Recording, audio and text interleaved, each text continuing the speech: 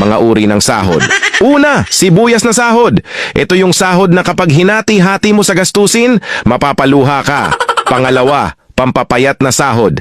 Ito yung sahod na habang tumatagal, pakonti ng pakonti, ang natitirang pangkain mo. Pangatlo, magic sahod. Ito naman yung sahod na konting kumpas lang ng kamay at abracadabra, wala na siya. Pang-apat, malabag yung sahod. Ito yung sahod na di ka sigurado kung kailan ito darating at kung gaano ito tatagal. Panglima, corning pelikulang sahod. Ito naman yung sahod na tinatawanan mo na lang para di ka mabwisit.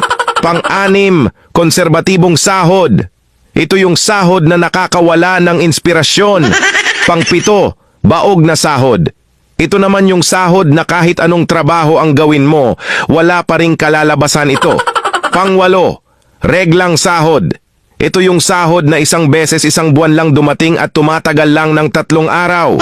Alin sa 8 ang sahod mo?